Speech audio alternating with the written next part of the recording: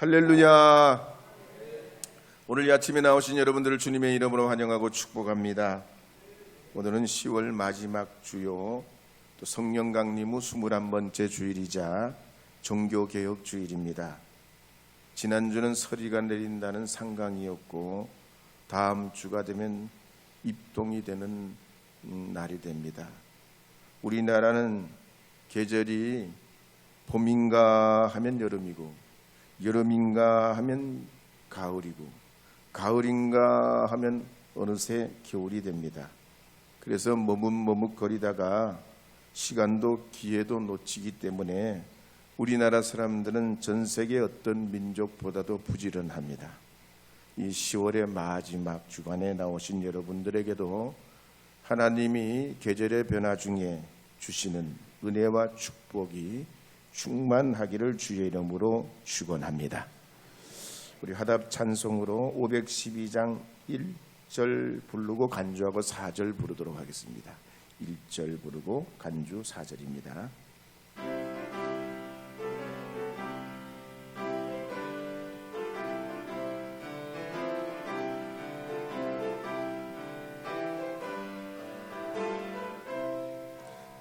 천성계를 버리고 죄에 빠진 우리를 예수 영접하시니 어찌 감사할까. 항상 말씀 전하라. 죄인 용접하신다. 밝히 말씀 전하라. 죄인 영접하신다.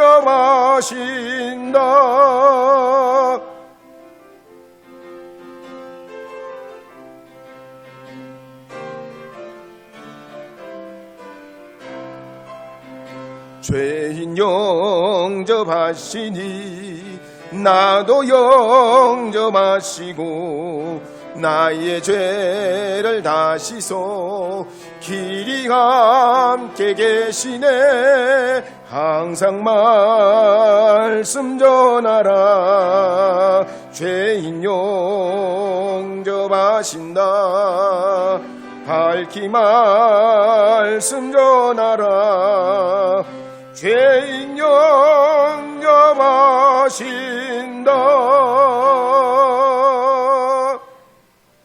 아멘. 누가복음 19장 1절 2절 말씀 함께 읽어보도록 하겠습니다. 예수께서 여리고로 들어가 지나가시더라. 삭개오라 이름하는 자가 있으니 세리장이요 또한 부자라. 예수님께서는 예루살렘으로 올라가시는 길에 여리고에 있는 맹인을 고치신 다음 그곳을 지나가시게 됐습니다. 구약 성경에 보면 이 여리고라는 도시는 이스라엘 백성들이 약속의 땅으로 들어가는 길을 막았던 첫 번째 장애였습니다. 그때 여호수아와 이스라엘 백성들은 하나님의 말씀에 따라 언약궤를 앞세우고 7일 동안 땅밟기를 하면서 마지막 날에 양강나팔을 불고 함성을 지를 때 이 여리고성이 무너집니다. 그리고 여호수아 6장 26절에 보면 이렇게 기록하는 말씀이 있습니다. 함께 읽어보겠습니다. 여호수아가 그때에 맹세하게 하여 이르되 누구든지 일어나서 이 여리고성을 건축하는 자는 여호와 앞에서 저주를 받을 것이라. 그 기초를 쌓을 때에 그의 맏아들을 이룰 것이요 그 문을 세울 때에 그의 막내 아들을 이르리라 하였더라. 그리고 500년이 지났습니다. 여호수아 시대 이후 500년이요. 북이스라엘의 아합 왕은 베델 사람 히엘을 불러가지고 여리고성을 다시 건축하게 했습니다. 그러자 여호수아의 예언대로 그때 히엘은 터를 쌓다가 맏아들을 잃게 되고 문을 세울 때 막내 아들을 잃게 됩니다. 그렇지만 예수님 시대의 여리고는 그 바로 무너진 또 그리고 다시 재건축하려 했던 그 여리고성이 아니고요. 처음에 그 여리고가 아니고 다른 곳에 그 지역에 있는 다른 곳에 세워진 여리고입니다. 어쨌든 이 여리고는 세계에서 가장 오래된 도시 중에 하나고, 종려나무가 번성하고 수양버들 같은 바람에 너풀거리는 발삼나무가 자라나는 아주 비옥한 땅이고 유명한 곳이고 사람들의 왕래가 많은 상업도시입니다. 그런데 그곳에 삭개오라는 세리장이자 부자가 살고 있었습니다. 예수님 시대의 사회, 문화, 경제를 연구한 요한임 예레미야의 책에 보면 예수님 시대의 가장 큰 부자는 궁전에 살고 있던 왕족들이었습니다. 그들은 400~500명 되는 근위대의 경호를 받고 500명 정도 되는 하인, 내시들, 또 노예들, 사냥꾼들, 또 이발사, 의원, 음식 만드는 주방장들, 금고를 관리하고 창고를 관리하는 이들, 또 무술을 지도하는 이들, 웅변하는 이들, 그리고 여러 부인들을 거느리고 살았습니다. 그러니 왕족들이 이런 왕궁 생활을 유지하고 군대를 유지하려면 많은 돈이 필요했고, 이런 돈을 충당하기 위해서는 세금을 많이 걷어들여야 했습니다. 그래서 문헌에 보면 헤롯 대왕은 1000달란트 이상, 지금으로 말하면 5천억 이상 세금을 걷어들였고, 그 손자 아그리페 1세는 1200달란트, 6천억 이상의 막대한 세금을 걷어들이게 됩니다. 그런데 이런 돈을 누가 걷어들였나? 세리들이 걷어들이는 겁니다. 그러면 이 세리들은 필요한 1000달란트 그것만 거두는 게 아니고 몇 배나 더 되는 세금을 걷어들이는데, 말씀드린 것 같이 당시에 이스라엘 인구가 5~60만 명에 불과한데, 그때 공장도 없고 반도체 생산도 안 하고 TV 파는 것도 아니고, 그러니 해마다 1~2조의 세금을 계속 거두니까 백성들의 삶이 얼마나 고단했겠냐 말이에요. 그렇지만 이 삭개와 같은 세리들은 그런데 별로 신경을 쓰지 않고 끊임없이 세금을 걷어들이자 백성들은 이 세리들을 매국노로 취급하고 죄인으로 정죄하면서 그랬지만 이들은 아랑곳하지 않고 부유한 생활로 삶을 살았습니다. 이 삭개오도 그렇게 살면서 부자는 됐지만 어느 순간 그 마음의 평안과 행복과 기쁨과 만족이 없게 됐는데, 소문을 들어보니 예수님은 집도 소유도 없이 사셨지만 수많은 사람들에게 평안과 기쁨을 주고 행복과 자유를 주고 삶의 의미를 되찾게 해주셨다는 겁니다. 삭개오는 그때부터 마음속에 파문이 일어나게 됩니다. 내가 꼭 예수님을 만나봐야 되겠다. 무슨 일이 있어도 예수님 만나야 되겠다. 그런 마음에 소원과 열정이 생겨나게 됩니다. 그러던 어느 날 예수님께서 삭개오의 이 마음을 아시기라도 하듯이 여리고를 지나가시게 됐는데, 삭개오가 그 소문을 들은 대로 만사를 제쳐놓고 예수님 만나러 밖으로 뛰쳐나가게 됩니다. 이걸 보면 예수님 만난 사람들의 공통점은 열정이 다 있어요. 열정. 가령 종교계의 총명의 역할을 했던 루터는 1505년 6월 30일경 그때 나이가 22살 때입니다. 에어프루트 대학에서 공부를 하다가 만스펠트에 있는 부모님을 뵈러 갔다가 다시 되돌아오는 길에 엄청난 폭풍을 만나서 목숨이 위태위태한 지경에 이르게 될 때 이 루터가 수도사가 되기로 서원을 합니다.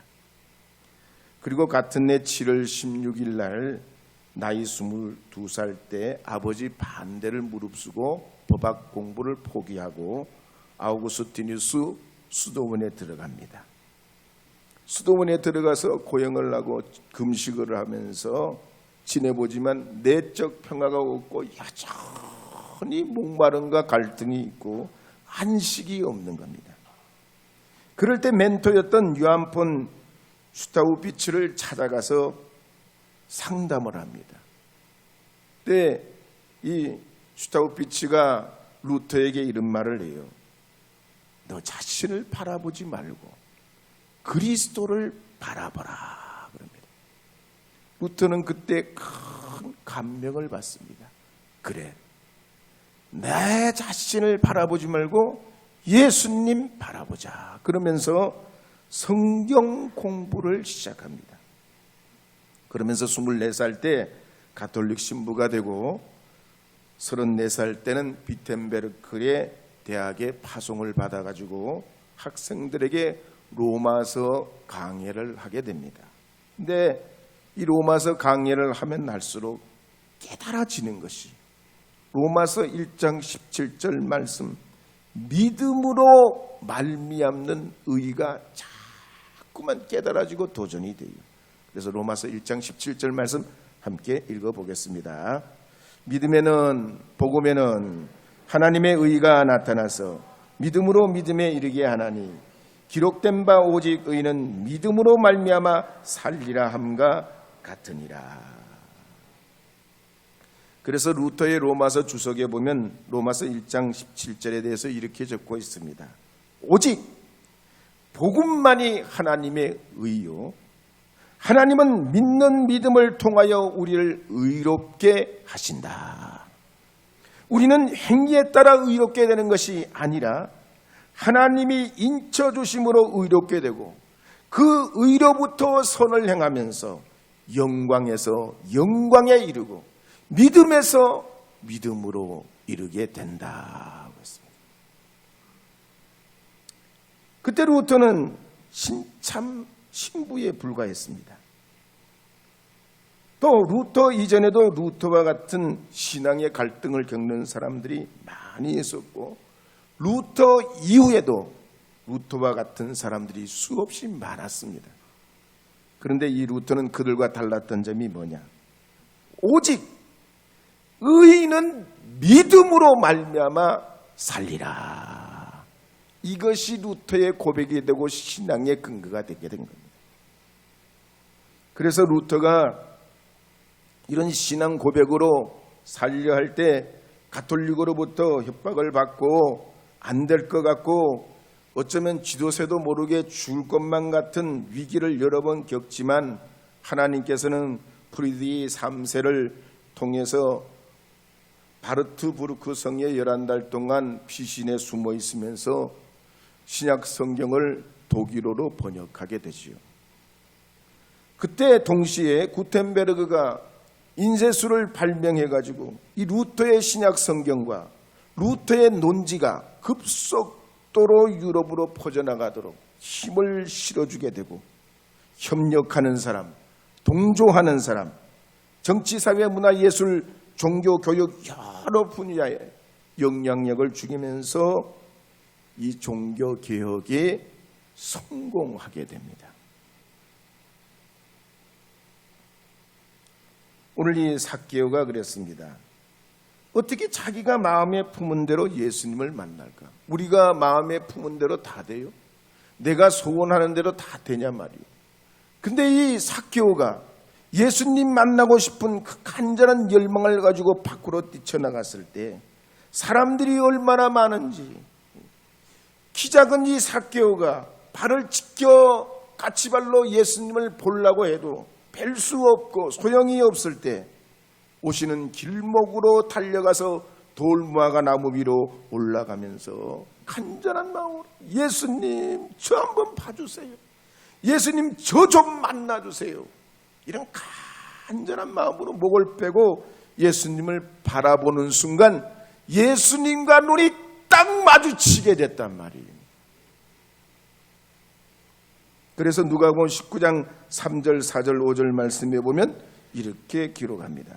함께 읽겠습니다. 그가 예수께서 어떠한 사람인가 하여 보고자 하되 키가 작고 사람이 많아 할 수 없어 앞으로 달려가기 보기 위하여 돌무화과 나무에 올라가니 이는 예수께서 그리로 지나가시게 되밀어라. 예수께서 그곳에 이르사 쳐다보시고 이르시되 삭개오야 속히 내려오라.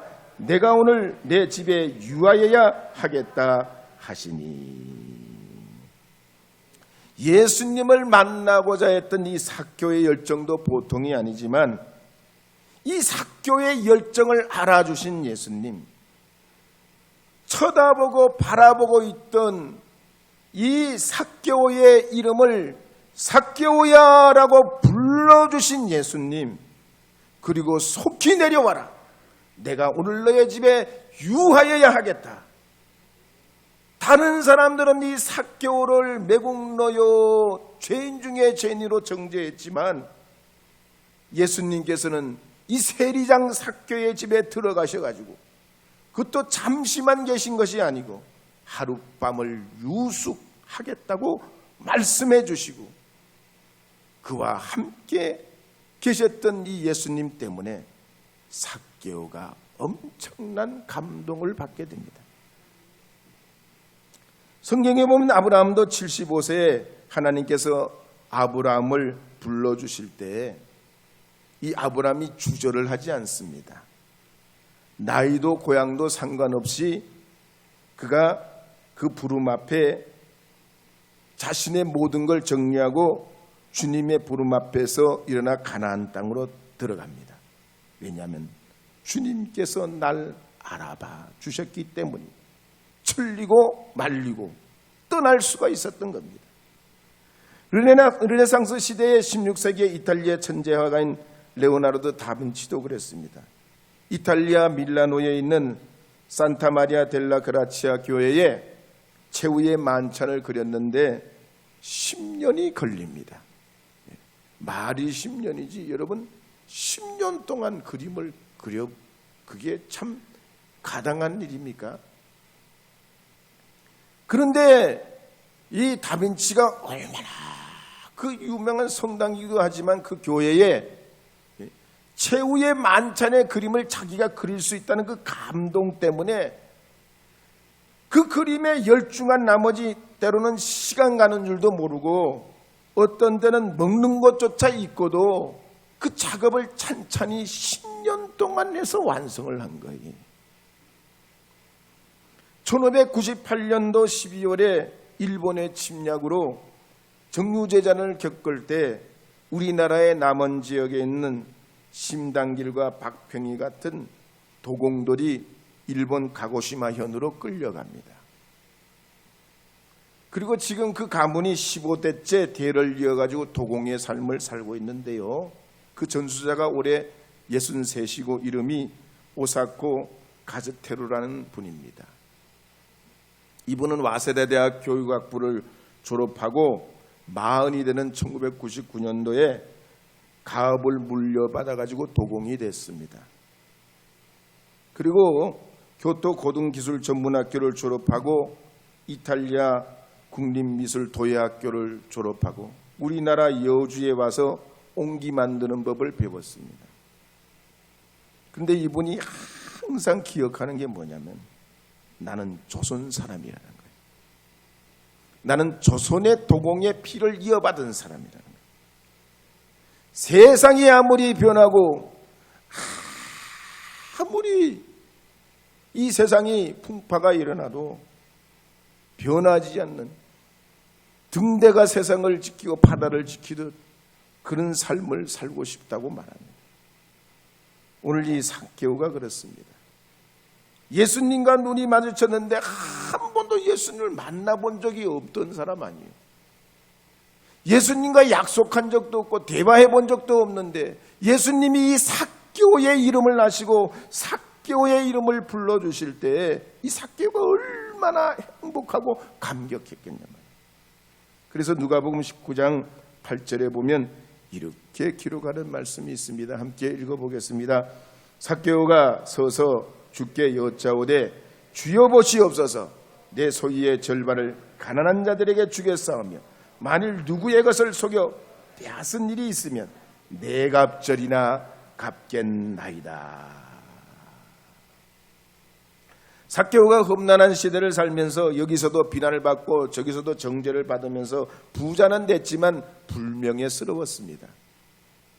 그래서 마음이 힘들고 아프고 갈등과 고민이 있었는데 예수님께서 알아봐 주시니, 만나 주시니, 집에 함께 들어와 주시니 얼마나 큰 감동이었겠냔 말이에요. 그래서 이 삭개오는 그 짧은 시간 동안 엄청난 삶의 변화가 일어나서 내 소유의 절반을 가난한 자들에게 주겠으며 속여 빼앗은 일이 있다면 4배나 갚겠나이다 선언합니다. 오늘 우리도 그렇습니다. 하루하루를 살면서 얼마나 많은 일을 겪는지 모릅니다. 아침부터 저녁까지 학교 갈 준비, 출근할 준비, 일할 준비, 식사할 준비, 필요한 걸 챙기고 사고, 사람도 만나고 정리해야 되고 일도 해야 되고 설거지, 빨래, 청소, 옷 정리, 집안 정리, 자녀들 정리 해도 끝이 없지. 일터의 직장은 얼마나 바쁜지 하루가 후딱 지나갑니다. 그래서 봄인가 하면 여름이고 여름인가 하면 가을이고 가을인가 하면 겨울을 준비해야 됩니다. 이 삭개오도 그 짧은 시간 예수님을 만났지만 인생이 달라져 버립니다. 자신의 어제와 내일이 구분이 되고 이전과 이후가 달라져 버립니다. 그동안은 이기적으로 살고 남을 속이고 세금을 착복하고 가난한 사람들을 돌보지 않고 약자들을 무시했던 그 탐욕의 눈, 그 과거가 예수님 만나면서 수단과 방법을 가리지 않고 살았던 그 과거가 끊기고 새로운 삶으로 나가게 됩니다. 그래서 주여 보시옵소서, 내 소유의 절반을 가난한 자들에게 주겠사오며 만일 누구의 것을 속여 빼앗은 일이 있으면 내 값절이나 갚겠나이다. 왜 그렇습니까? 예수님은 세상의 빛이요 등불이요 목자요 생명수요 진리요 부활이요 구원의 문이 되시기 때문입니다. 그래서 생명수 되신 우리 예수님께서 우리 삶 속에 들어오시면 감출 수 없는 변화, 감출 수 없는 감격, 하나님의 그 역사와 은혜가 우리에게 있어서 마음의 변화도 오고 건강의 변화도 오고 생활의 변화도 오고 생각과 습관에도 변화가 와서 우리 인생과 미래가 변화되게 될 줄 믿으시기 바랍니다. 그렇다면 우리가 과연 이 종교개혁을 맞이해서 행동하는 믿음, 행동하는 신앙으로 살려면 어떻게 해야 되겠습니까? 먼저 오직 구주 예수님을 믿고 우리 삶에 예수님을 시인하며 살아야 됩니다. 로마서 10장 9절 10절 말씀에 보면 이렇게 기록하고 있습니다. 함께 읽어보겠습니다. 내가 만일 내 입으로 예수를 주로 시인하며 또 하나님께서 그를 죽은 자 가운데서 살리신 것을 내 마음에 믿으면 구원을 받으리라. 독일에 사는 에디스 자매는 부흥 집회에 참석했다가 들것에 들려 들어와 가지고 말씀을 들으면서 벌떡 일어나 치유를 받아 나가게 됐습니다. 그런데 이 자매에게 악한 사탄 마귀가 수시로 찾아와서 호흡을 곤란하게 하고 꼼짝할 수 없게 하고 그럴 때 그걸 극복하기 위해서 주님의 말씀을 붙잡고 이렇게 외쳤다고 합니다. 예수님이 저의 채찍을 대신 맞아서 저는 나음을 입었습니다. 나의 약함을 주님이 짊어지셨으므로 나는 건강해졌습니다. 내 모든 증상은 다 사탄 마귀와 함께 물러가게 될 줄로 믿습니다. 예수 이름으로 명하노니 병마야 물러가라.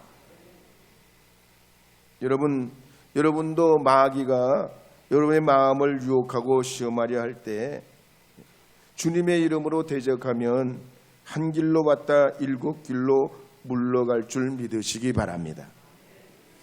두 번째로 우리가 행동하는 신앙으로 살려면 감성과 이성의 장벽을 이겨내야 됩니다. 어제 할로윈델 축제로 이태원에 젊은이들이 10만 명 모여가지고 압사 사고가 나가지고 149명이 죽고 78명이 지금 병원에 입원해 있습니다. CBS 뉴스에 보면 할로윈데이는 원래 옛날 켈트족의 축제고 가톨릭 만성절, 그러니까 성인들 모든 성인으로 추앙한 그 날이 결합된 건데, 산자와 죽은 자가 만난다는 이 미신까지 결합돼 가지고 상품화된 것이 이 할로윈데이입니다. 그런데 우리나라는 무분별하게 유치원 때, 초등학교 때부터 이 할로윈데이 한다고 애들 보고 옷 입고 와라, 뭐 해가지고 와라, 막 그렇게 시킨다는 거예요. 그러니까 이렇게 자라난 다음 세대들이 이 할로윈데이가 뭔지도 모르고, 할로윈데이 온다고 밤새워 술 마시고 그렇게 하면서 해마다 크고 작은 일이 일어나는데, 이번엔 149명이 죽었다니까요. 예? 엊그저께 어느 제빵 지원회사에서 젊은 사람이 일하다가 죽었잖아요. 얼마 전에. 그 한 사람 죽은 거 가지고 그렇게 빵 못 먹는다, 어떡한다, 뭐 별의별 그냥 그런 뉴스들이 다 돌고 불매운동을 했던 젊은 사람들이 말이죠. 예? 10대, 20대가 그렇게 많이 죽은 거 아니에요. 그래서 유행이라고 다 좋은 게 아니에요. 너도 주식하고 코인 한다고, 부동산 투자한다고 다 남들이 한다고 해서 되는 게 아니란 얘기죠. 우리 믿음의 사람은 세상의 유행보다가 우리 마음속에는 그리스도 예수를 믿음으로 고백하고 믿음으로 행동으로 옮겨 사는 것이 믿음의 사람인 줄 믿으시기 바랍니다. 가령 아기를 잉태한 산모가 말이죠, 주민센터에 가가지고 내 뱃속에 아기가 있으니까 출생신고를 하러 왔다. 그러면 주민센터 직원이 뭐라고 그러겠습니까? 아주머니 마음도 제가 잘 알겠지만은 아기가 출산한 다음에 오셔야, 예? 아기가 출산한 다음에 오셔야 출생신고를 하든지 어떡할 거 아니에요. 그러니 돌아가셨다가 아기가 태어나거든 다시 와서 출생신고하세요. 그럴 거 아니란 말이에요. 우리 믿음도 그래요. 마음속에 있으면 소용이 없어요. 이 마음속에 있는 믿음이 행동하는 믿음으로 나타나지 못하면 진짜 믿음이 못 됩니다. 밖으로 보여지는 믿음, 진짜 믿음, 예수님이 그 믿음 보시고 내 믿음대로 될지어다, 내 믿음대로 될지어다 선언해 주시는 그 믿음이 있어야 돼요. 그러자면 산모가 출산을 겪어내고 이겨내듯이 우리의 감성, 이성, 이걸 뛰어넘는, 의심을 하지 말고 두려움도 이겨내는 믿음을 가지고 행동할 때 30배, 60배, 100배의 열매를 맺게 될 줄로 믿습니다. 요한복음 11장에 보면 나사로가 죽은 다음 장사한 지 나흘이 됐습니다. 무덤에 장사해서 돌로 무덤을 닫아뒀는데 그때 시체가 썩어서 냄새가 날 텐데 예수님께서 마리아와 마르다에게 뭐라고 그러십니까? 내가 믿으면 영광을 보리라. 돌문을 옮겨 놓으라 하십니다. 그러자 마리아와 마르다는 주님의 말씀을 믿고 그 말씀을 신뢰하긴 했지만 그 믿음대로 실천하기가 좀처럼 쉽지 않았습니다.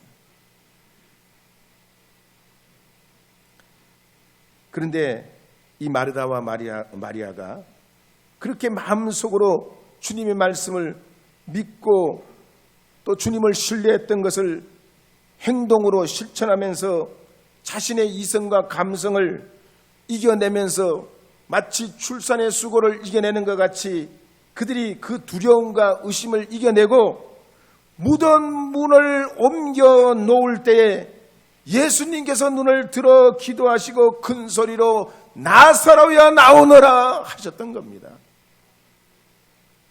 그럴 때 죽은 지 나흘 된 이 나사로가 수족을 동여맨 채로 무덤에서 나오게 되고 하나님의 능력과 역사를 통해 수많은 사람들이 구원의 은혜를 목격하게 됩니다. 오늘 우리가 살아가는 이 사회는 다원적 사회입니다. 정치, 경제, 사회, 문화, 교육, 예술, 종교 영역이 과거와는 다르게 아주 복잡하면서도 또 우리의 어떤 삶을 살아가는데 여러 가지 신앙의 실천에 장애가 없지 않습니다. 그럼 그럴 때 어떻게 해야 되겠습니까? 조선시대 세종대왕을 연구한 분들의 이야기에 보면 세종대왕은 3가지 키워드가 있다고 그랬습니다. 첫째는 칭찬을 잘해줬다고, 상을 주고 백성을 격려했다고 그래요. 두 번째는 독서 토론을 했습니다. 학자들과 관료들과 모여서 시제를 주고 관련 서적을 읽게 하고 토론을 합니다. 그리고 거기서 중요한 어떤 것들을 끌어내서 적용하고 생각하게 하고 더 발전적인 미래를 도모했습니다. 세 번째는 그렇게 해서 만들어진 한글과 해시계와 문자와 이런 것들을 백성들과 나누는 겁니다. 독점하는 게 아니죠.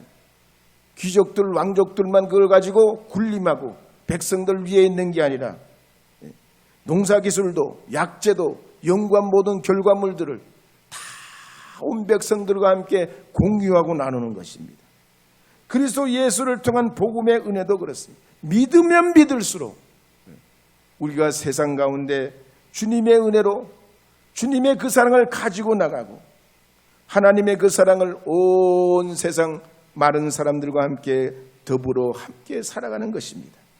오늘 이 종교개혁주의를 맞이하는 여러분들께서도 우리의 이웃과 동료와 가족과 친지들 그리스도 예수 안에서 무엇보다가도 그리스도 예수의 복음으로 주님 앞에 구원 얻도록 주님의 은혜를 선포하시고 나타내시고 드러내시고 삶에서 실천하시고 주님의 이름으로 나가는 주님의 백성 주의 자녀들이 되게 될 때에 시편 81편 10절 말씀과 같이 내 입을 열게 열라 내가 채우리라 하는 말씀대로 우리 삶에 복을 주시는 하나님의 은혜를 경험하게 될 줄 믿습니다. 이 10월의 마지막 주간에 주님과 동행하시면서 하나님의 은혜로 사시는 우리 모든 믿음의 형제 자매들 되기를 주의 이름으로 축복합니다.